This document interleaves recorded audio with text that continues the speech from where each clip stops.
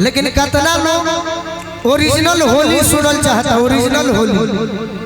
Original Holi है ना कि बाबा हरिहर खेले सोनपुर में होली। ओरिजिनल होली है सब साया साड़ी चोली लहंगा। ये तो नौजवान सुनते बड़े हमारा की यहाँ गावल जाला कि गोरिया कोई के सिंगा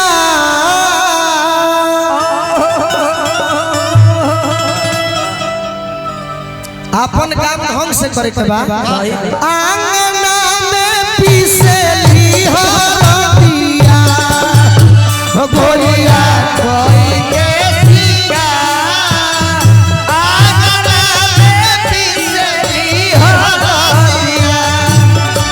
गोरिया कोई के सिंगा आंगना में पीसेली हरदिया गोरिया कोई के सिंगा आंगना में पीसेली हरदिया। ए गोरिया कोई के सिंगा गोरिया कोई के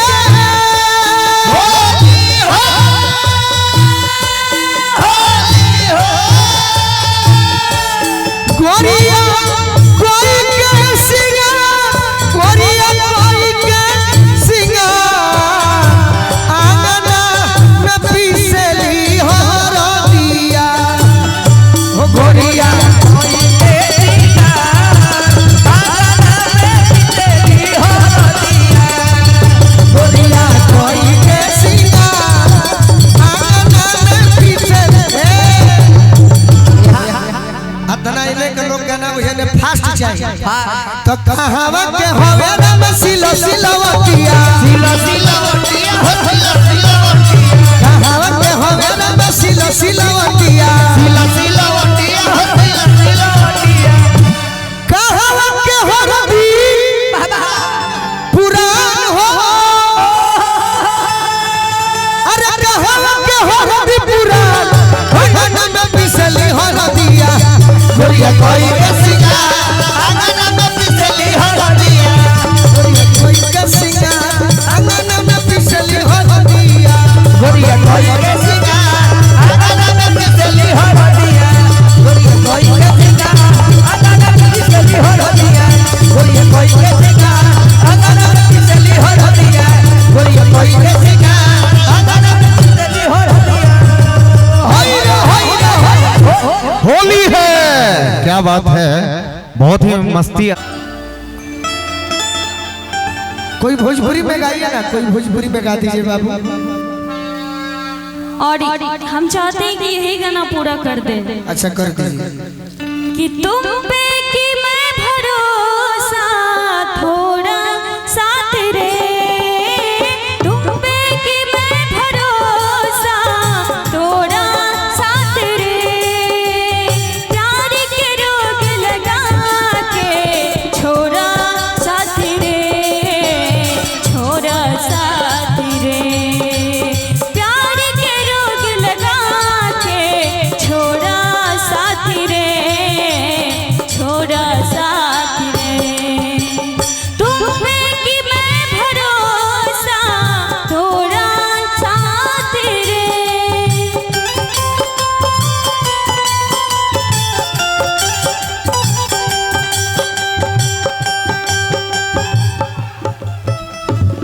सी डी फास्ट में फास्ट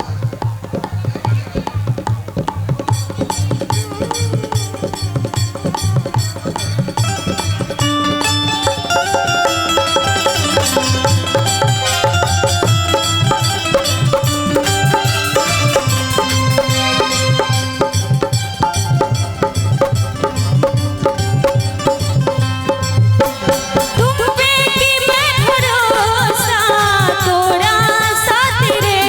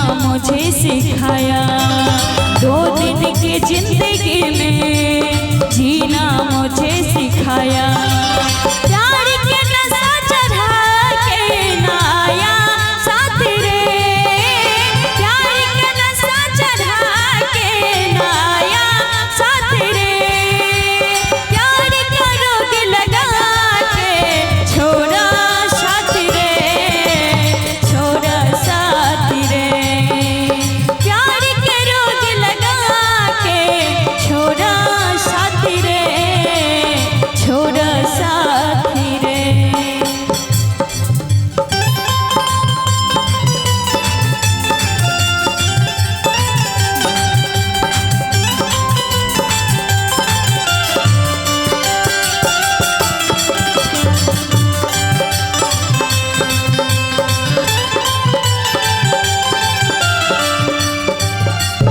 हेलो